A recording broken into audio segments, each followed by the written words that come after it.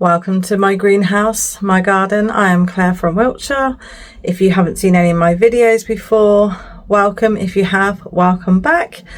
Being away, I've got some surprises in the greenhouse, some good, some bad. Aphids again, the bane of my life, have played havoc in my greenhouse. I'm not sure why. I need to sit down for the day, not today, and do loads of research on aphids because they are driving me crazy. So here we go. Here's the nice bit, the nice surprise. So as you know, I planted some leftover courgette seeds and Swiss chard, and this is what they look like. So the Swiss chard is at the back. This is my baby courgette plant here, really tiny, but this is the big one, and look, there is actually a courgette growing on it. Whether or not it'll be pollinated, no idea. So I need some of these male ones here to flower. So when that one's big enough, if it gets big enough, I can hand pollinate because I don't get bumblebees in here. My green peppers are still doing really well. Really happy with those. However, this one has now got a ton of aphids on it. And I've got some aphids now on my basil, which is not fun. I've got some golden raspberries on my new cane. My fig tree's doing okay. It's popped there out the way. And let's move that bit of rubbish. And my clematis has started to climb through there. So I'm definitely going to have to get that in. And all of this down here is all new growth. I mean, how amazing is that? So yeah, so I've got something in here munching, as you can see. The leaves, that looks like an apple core, are getting munched on. So I'm not sure what that is. So I do need to have a really good root around in the base there to see what that is. My chilli plants are also being done over by the aphids. So I am going to be cutting all of those back today. Washing all the chilies that I have, cutting them all back because I think they are the main root of the aphid problem. Since I've been away, some of my hydrangea cuttings have died, so I'm not sure what's happened there. Only one has survived. My lavender is doing really well still. However, my little mini pumpkins, not so much, probably due to the slug damage, to be fair. But yeah, so these aren't doing very well at all, if I'm honest. So I'm now debating whether or not to pull those up. Yes, and my rosemary cuttings are doing really well, so that's fantastic as well. My sweet potatoes are still doing their thing. I've had no flowers. I am really tempted to have a little dig around in there just to see if there is anything, because I've got some leaves that are dying back, as you can see. So my cucumber, so this is my original cucumber that's been in here the whole of the spring and summer. Let's follow that up. Lots of new growth here with a ton of growth just there. And if we follow it up, that one there, which is a cucumber. So this one here is also growing. So I have been taking off any extra cucumbers because I really want this one to mature. But I'm going to see how it gets on because this other one is doing so well. So these are going to get a feed today. So I did put fresh compost in last week, but they are actually going to get a feed.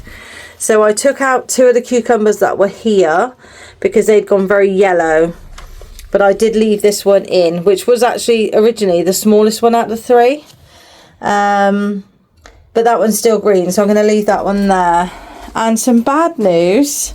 So my Scotch bonnets, when I come in here yesterday, the leaves were looking pretty rough. They were a little bit droopy and not looking fantastic, and as you can see, the aphids have now started to go on to here, which is not fun.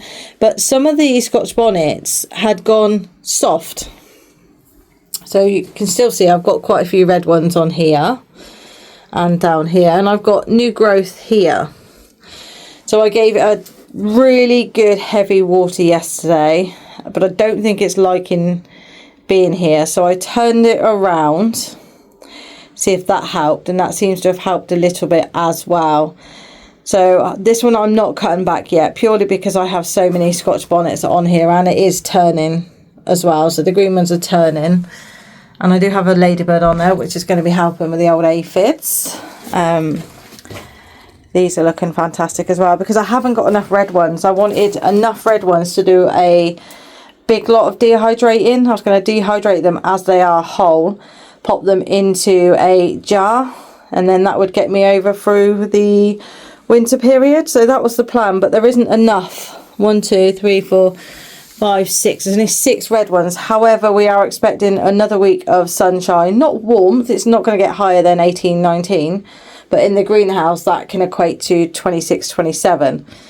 So I'm going to give that a feed, really good feed as well today, just to see if it just needed a feed. So the plan for today in the greenhouse is to feed the greenhouse, including the sweet potatoes, and try my hardest not to put my hand in that tub to see what they look like, because if, in all honesty, I don't want to be harvesting these until December. So sorting out my purple chilies and my big green chili, getting them out of the pots that they're in, because they'll be cut right back into just stems, so they can share a pot over the winter, because I'm not adding new compost, I'm not feeding it, I'm not doing anything, because I want it to stay dormant. And I will be putting this courgette plant into a bigger pot, probably not much bigger, probably one of those pots that are down here that my chili's in currently. So the next stage up, and then the smaller one I will pop into that pot there. And my Swiss chard, like I said, is doing fantastic, but I really need to get out of here anything with aphids. So the peppers are coming off today, even though they haven't ripened. I just don't think it is sunny enough for them to ripen. I mean, this big one's been like this now for, gosh, I'd say 6 weeks, and it's not changed. So, and although I've got some more flowers on here, I need the space in here because I've got lots of seeds to sow. So I think I'm going to just say goodbye to these peppers, figure out maybe fajitas to do something to do with them. I mean, I might keep this one a bit longer because it's got a new flower on it, but this one is being damaged. I mean, if I look closely, can you see the cobweb with the spider's net on it? Yeah, and the aphids. So that is that. I picked a berry yesterday from this one in Sutherfield. That one's not quite ready, but to be having fruit on a cane that I've just bought is pretty awesome, I think.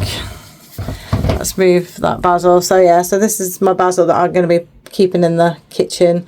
This side's gone really well, but the purple side not so well. Okay, and then my 2 little canes are doing fine here. Oh, and I have got something new to show you. So this is my new plant. This will bloom next year, so don't even ask me how to pronounce it. That one there. This will be for next year's autumn, so it's an evergreen. However, this will produce beautiful pink and red leaves. It can be quite invasive, so that's what I want though. So I like these invasive plants because then I can split them up, pull them apart, make new plants, and either pot them on and have them in other places in the garden, or I can sell them or gift them or whatever I want to do with them. So yeah, so I purchased this one. It was £10, which is quite a lot, but it's got 2 stems in there, so I should get quite a bushel of this. So I'm actually gonna, when I pot these on, I'm actually gonna pot them on separately. And my passion flower has taken lovely in this greenhouse. It really has taken really, really well. I mean, it's beautiful. Just even like that, it's beautiful. It reminds me of the clematis. So yeah, so that's everything that's going on in my greenhouse at the moment. So just feeding, really. Feeding and cutting back the peppers and the chilies, but leaving my Scotch bonnet because they are still producing. So that's everything in the greenhouse. But I've got a little helper with me today, if you want to see. I have my little princess. Hello. Come and say hello. Say hello. So Princess is very attached to me today. So I've come out here to do some bits and pieces with the new coat. And she wants to be with me. It's not as warm as I'd like it to be in here. Is it, Princess? not as warm as I'd like. Say hello. So yeah, so she has to have a coat on all the time now because she can't keep her body heat. Because I don't want her body to work any harder than what it needs to, because that will make her heart work harder, which obviously is going to be not a happy thing for you, is it, Princess? Hey, she is in the final stages of heart disease. It's a Chihuahua thing, and it's a really sad thing. But yeah, so Princess is going to come and help me cut some chilies and not eat them. I've just picked up one off the floor actually, because she would give it a good go, because there's not a lot this one wouldn't eat, to be honest.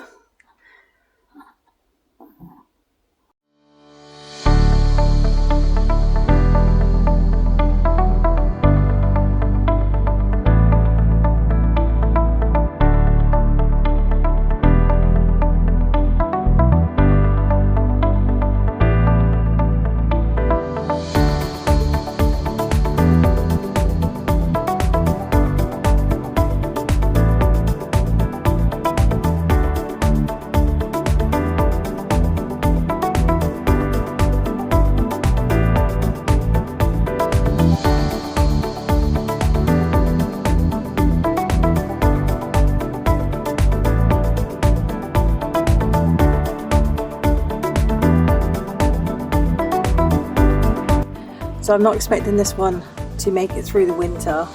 The stem on it isn't great and the root ball is a lot smaller. So and this one had aphids on it. Yeah, so I'm not sure that one will survive.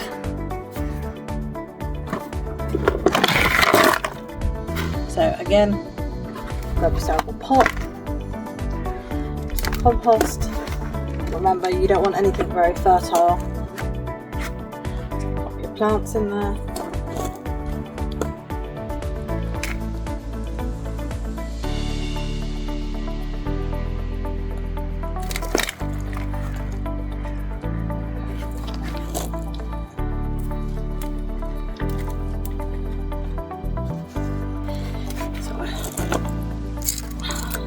So I already have a label for this one, so I'll just pop that one in.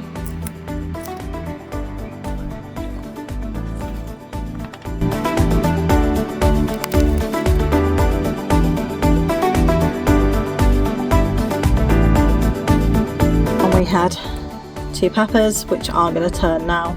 This one's quite weighty, so I might save seed from this one. I hate green peppers, they're disgusting, so I will put them into something, probably blend them up really fine and put them in a curry. I have 3 green chilies, I did cut one this morning, and 24 purple chilies. So these will all go in the dehydrator. I'll pop them in a jar and I can use them throughout the winter. These ones are lovely to cook with. The only thing is they change back to its original colour. If you can see a little red one in there.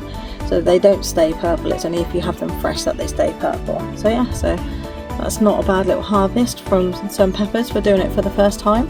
Let's hope next year I can get an earlier start on these to have more. And it's nice and sunny and hot again, because that's what they like. Okay, so what I have here is the mix of my compost. I have some old compost that, I say old, is 6 months old, and I have some plants ready to be potted up that were in the greenhouse. 2 are going into my vegetable patch and the other ones need potting up. So I've got different size pots. So this little one here, which is actually a courgette, but because it looks so good, I'm gonna just leave it growing. It's gonna go inside that one. And then this courgette plant, which I'm very aware none of these should be growing, is doing super well in the greenhouse. If I turn it around, you might be able to see a tiny little courgette growing on there. Oh, and I also have Swiss chard, which I started from seed in the greenhouse, and that is ready to go out, but it needs a really good spray first before I put it out, because I do have some more aphids on there. So I had a really bad aphid problem this year. I think a lot of people have, but especially in my greenhouse, which is not fun. So I need to give these a really good jet spray before they go in my vegetable patch, because I don't want it to spread. Okay, let's pop the biggest one in first.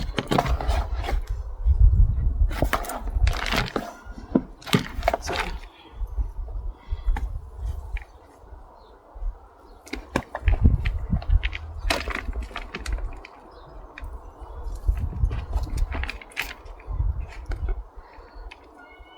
just give it a little more of a breakdown, take out any roots that don't need to be in there. So I like to spread the compost up the sides a little bit, then very carefully remove. Yeah, look, the roots are coming through the bottom. Remove this one. There you go. That's the root system there, so you can see how well it's doing. It's quite damp, so it doesn't need watering. And then I'm going to place it in there nice and gently, and then get a stick. Okay, so I've got a stick. I don't want it too tall because I still want to be able to put it up on the top shelf so it gets as much sunlight as possible. This is my main priority at the moment. So put the stick in the direction that the courgette is growing up, and then pop the soil in.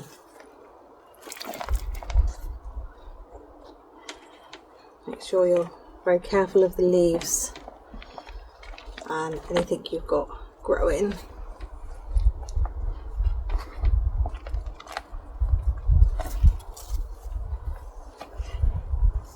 Just small little fingers, making sure that the leaves are above the layer of compost that you're putting in, because it will rise slightly, because when you water it, it will naturally take the top layer of the compost and make it really bitty, which is not what you want. So then I'm going to sprinkle a little bit more in, just until it's underneath, but I'm happy with how much is here. There's a little bit more on the side here.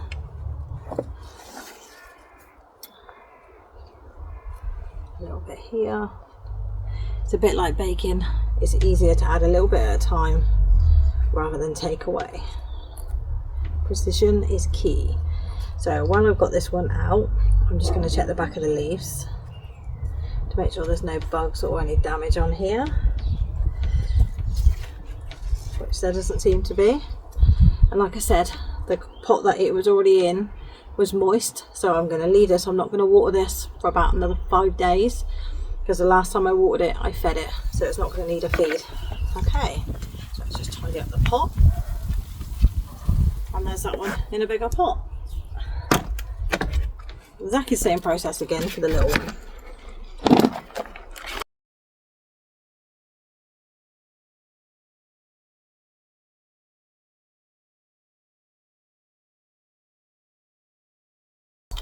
So one of the things I do for maintenance in my greenhouse to try and eliminate any disease or bugs in my greenhouse is I have on my top shelf of my racking, I have these really long trays for bottom feeding, because I much prefer to bottom feed. But at the end of each week you find that it does get a little bit grimy. If there are any aphids or any kind of green fly, they sit in the water, which obviously is not good for your plant, because it's just asking for disease and bacteria to affect your plants. So I take these out every single week and I hose them down before putting the plants back on, and I rotate my plants.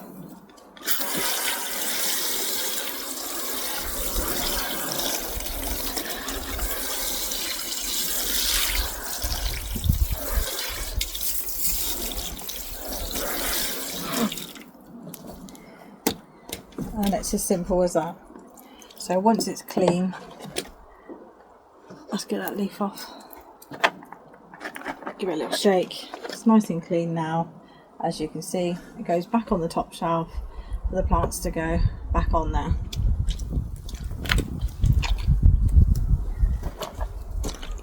To just move any plants that you might have left on the top shelf. Give it a final little bounce, and then it goes on top of my racking there. So any of my plants that are bottom feeders, basil for example, much prefers to be fed through the bottom. Any of my new plants, like at the moment I'm looking after all the canes that will be going in my fruit cage at the greenhouse, so I'm looking after all of those, so I'm bottom feeding all of those. When they go out into the allotment, they are going into the ground, so they need a really good root system where it's used to reaching down for water as opposed to up for water, which when you have an allotment with no water supply apart from a couple of tanks, which I've since heard have been turned off again, Yeah, you really need to teach the plant as early as possible to feed from the bottom. Okay, so what I'm going to put back on there is, okay, so I'm going to put my raspberries back on here. And also make sure that when you put your trays up, they're level. Grab yourself a spirit level, just check their level, otherwise all the water will rush to one end and you may not be feeding all the plants that need to be fed. So that is the raspberries going back there. Have I got any ready to have a little munch on? Oh, that one's ready. It comes off nice and gently in your hand. Then it's ready. A golden raspberry right there. Not too sweet because you're coming out of season now, but the texture is nicer and there's less seeds, which is always a bonus. Okay.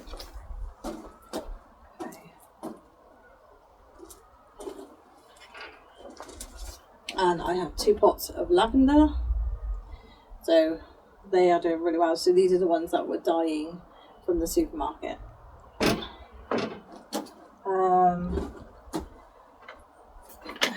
I'm actually going to put my rosemary up here as well. I think I'm going to pot them on first rather than having 2 to have 1. The aim is I want at least 2 shelves here completely empty, ready to put all my new seeds on. So I don't put anything with new seeds on the top shelf because it gets too dry too quickly, and I could be in here 3 times a day quite easily wetting them down. So they go on the shelf underneath, so they're still getting plenty of light but not the direct light which dries out the trays. So when you're spraying the aphids off your plant, go down and up and then down again, because they will hide underneath the leaves, which is what you don't want. And I don't know if you can hear it, there's a lot of water coming out of this now, and I'm not worried about that because basil, they like a drink. They like it nice and hot and they like a drink. So I'm going to pop that one up the top now, aphid free. And I have actually got this one down here before I do any more potting up. This one is looking quite stalky, and some of it has gone to seed. Let's have a look. The purple one tends to go to seed really quickly, and that's what it looks like when it goes to seed. Very pretty flowers. So I do have the smaller one to last me through the winter, not for pesto but for pasta sauces, on pizzas or inside salads. So I think I might chop this one down and dehydrate this one. It takes such a long time to do because I've only got a Foodie Ninja to dehydrate. I don't have a dehydrator like one with lots of shelves. It is on a wish list, but that's quite far down my wish list for now. So I think I might just actually cut all of these back. I am logically thinking about making more room in here because the potatoes and the sweet potatoes need to come in here by the end of the week because the frost is very likely very soon, and they are my Christmas spuds and I want Christmas spuds. So yeah, let's get rid of this. My bin's not in here for some reason. I will not tell you I missed all of those. So yeah, so I'm going to cut this back right now. I've got some scissors. I always find it easier with basil to use scissors, so I'm going to cut this right down, right back. Oh, that's quite, what's the word? Woody, quite woody. I'm not sure if I'm going to grow purple basil next year or not. I didn't really use it. I got it just for the colour. I grew it for the colour really. But I find it quite woody, so I might not use that next year.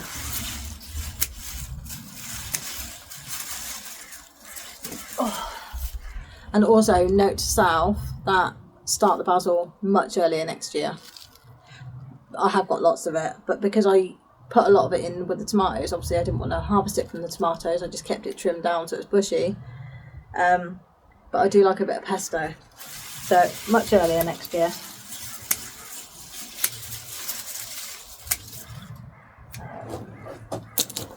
Pull this out. Got some, and I've got a couple of different types of basil as well. Root basil. Okay, that's the roots I'm putting out there, but that's fine because the leaves are in really good condition here. God, there's hundreds of different insects in there. There's woodlouse, spiders, some kind of thing with millions of legs. Okay, so that's another harvest done. So that is all the basil. It doesn't look a lot now, does it? I have already got some basil in a jar, which I've been dehydrating from taking out from the tomatoes, and I've still got some in my vegetable patch. But yeah, so I think this is a good idea. Okay, so now it's time to pot up the rosemary that's survived. So I have rosemary in the garden. I don't need an excessive amount because I don't use too much of it, to be honest. But I want to grow it at the allotment, and I want to pop it into the ground because we had it in pots this year and it's not done very well in pots. I think with the summer being so dry, it just did not work. Okay, so let's pop this one out. Awful pots these are. Look, back in the day when I used to put stones at the bottom of my pot. So let's pop that one in. That one. And that one. Okay, because there are chicken pellets in this one. Again, so this will go on the top shelf, ready to be bottom fed to make the root system a lot stronger. Okay, and last but definitely not least, my hydrangea cuttings. This pot completely died, and I'd say only one survived, possibly two out of that one, so I'm only going to save those two. So I'm going to take out the dead ones and just have a look to see what's going on here. I've never had much luck with cuttings. Oh, that's very wet, that might be why. So let's have a look. There are roots, but they are really fine. So what I'm going to do is take everything out of there, and I'm going to add some really good compost into this one. Really, really good compost. Make sure there's plenty of chicken pellets in there. Firm it down. Not that you can see what I'm doing. I'm just going to firm it down nice and tight. So 2/3 of the way up, because if I have it too high, the roots which aren't really doing anything and not established, I'm not going to be able to grab the water. So around the edge of the pot again, pop it in and down. So I'm going to put this one opposite, and I know it's too late really, but I am going to take another 2 cuttings just in case I can. So let's leave those ones there. And if by magic a cup of tea appears, I love it when the kids make you a cuppa when you didn't ask for one, especially nice. Oh, that's just perfect. Perfect. Makes me want to get a move on now. Okay, so I've managed to get 3 cuttings, and I've cut it below the leaf node. So that is the leaf node. So below that at an angle, and then I'm going to take off any of the lower leaves. So that's 3 of the lower leaves there, and then we are going to go and do a V shape for the rest of the leaves. So that's 1. So can you see that one there? 2, 3, 4. So normally I would only keep 2 of the top ones, but these are very, very close together, so I don't want to mess with them too much. Okay, and then again here, so below a leaf node, although there is 1 on here, 1 only, so that's not great, but I am slightly at the wrong time to do this. Okay, so again, cut into the leaf like you're starting the top of a diamond, just like that. And then last but not least, so this is my new hydrangea, so this is my blue one. So we have the leaf node here, an angle here, we have no leaves growing up there because it is new, and then we're just going to cut into it. It's really awkward to try and show you from this angle, and then last but not least, here and here.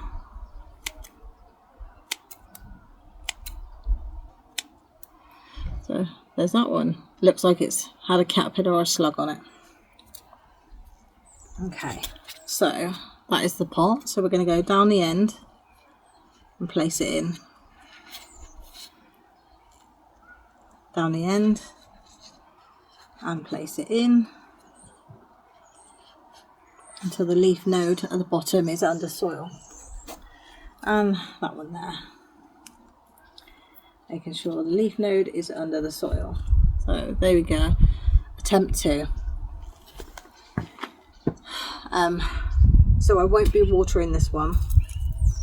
I will actually cut off these dead leaves on this one here because they can't be doing it any good. There is a slight chance it might survive. So yeah, so this is the way I'm doing it this year. Next year I'm going to be putting them in water. But because it was so hot this year, the water kept changing colour during the day. So next year I'm going to try the water again, but having it somewhere quite low and out of direct sunlight. So let's hope this works, because I would like a few more of these. Even though they're on the move this year, I think I finally found the right spot for my hydrangeas. Only time will tell. So the last thing I'll be clearing out of the greenhouse is the sweet potatoes. This is pretty amazing. So just 2 sweet potatoes from the supermarket, the biggest ones I could find. I popped them into soil, and I've kept that soil really moist constantly. It hasn't gone off, it doesn't smell, I haven't had to change it, and it's been quite a few months now. I've had lots of slips, so 3 lots of planting I've done from these slips, and although there's loads here and I could grow them on, with it being winter, that's not going to work. So here we go. So lots of stones at the bottom to make sure there's drainage, and that is the roots there. That's pretty amazing, really. So yeah, part of me, the part that doesn't like to throw anything away, really wants to pop this into a pot and just leave it to see what happens. Oh my gosh, I really want to do that. It's going to be freezing cold and frosty, but if I put wool over the top of this, it'd be really good to see what happens next year, right? Not leave it in the greenhouse, leave it outside, put wool over the top. Look, I've convinced myself I'm doing it. Okay. I'm such a sucker. Okay, so this here is just compost that had what was in here. Can you remember what was in here? I think this was my pumpkins. Okay, so I am going to fully submerge these sweet potatoes, and then next year when nothing happens, I can say to myself, I won't be doing that again. Or next year I could come to this and I could have loads more slips starting to shoot up, so that saves me having to buy more potatoes, I guess. Or I might have 2 really nasty minging rotten sweet potatoes in a pot. But anyway, that's what I'm going to do.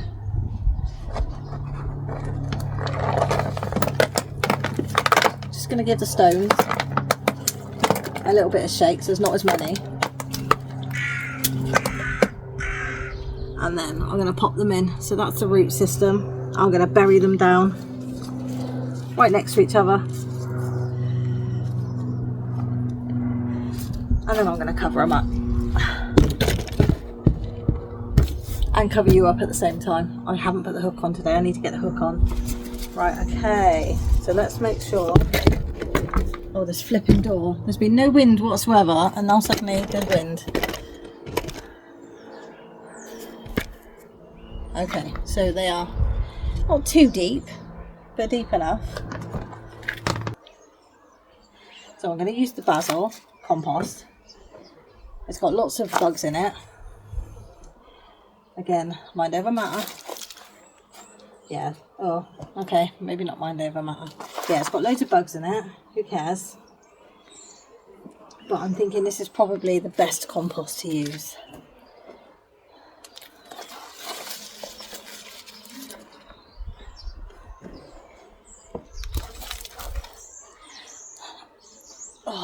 down nice and firm.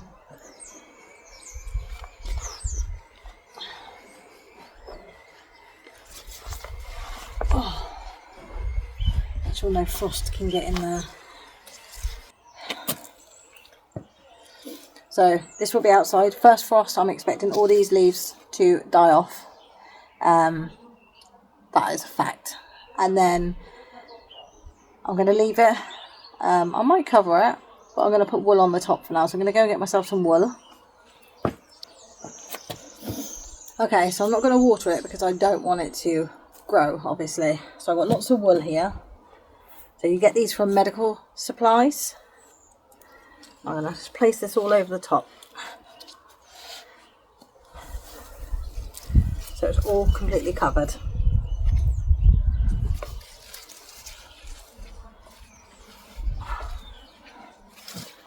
And then just pop a little piece in under here. And I also have some bags, fleece bags, which if I popped a stake in, I could then pop over the top and cover it that way as well. But I'm not going to put really any thought into this now until next year. So for anyone watching, remind me next year that this pot has sweet potatoes in it. And I'm going to leave it up by my bamboo. Exactly where I'm going to put it. Okay, if I can lift it, that is. Okay, let's move the wool. Let's move that pot out of the way. Let's check the time. Okay, I've got half an hour before I have to leave. There you go, a little experiment, a winter experiment. We might leave it there, it's a bit heavy. And then what I'll do is I'll stick it next to my elephant, which is staying there all winter. And you guys can send me a message. I'd say comment March, April, and say whatever happened to those sweet potatoes, and I'll put some gloves on and I'll find out. But wouldn't that be quite magical if it did grow? I would like it to, because I'd like to grow lots of sweet potatoes next year, but I'm going to be growing them out the front of my house next year. Let's try and stand up so I'm not sideways. I'm going to grow them outside the front of my house next year because that is in direct sunlight. So that is the plan for the sweet potatoes for next year. Nice and early as well. What have I got left to do? Let's go and get the Swiss chard in the ground. So I've got aphids flying around me right now. I don't know if you can see them in the video. Where did they come from? Okay, so I can see two spaces that are on this side of the garden because it's warm on this side that I could pop these into. Okay, there's a big empty space. Just mash up the ground a little bit. Oh, there's a root there. Let's get rid of these roots that are in here. What was in here originally? That was celery and a weed.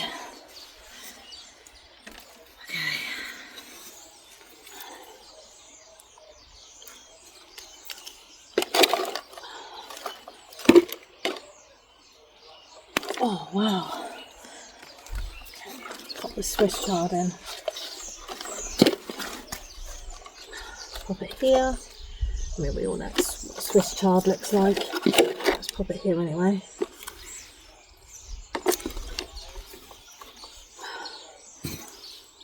Okay.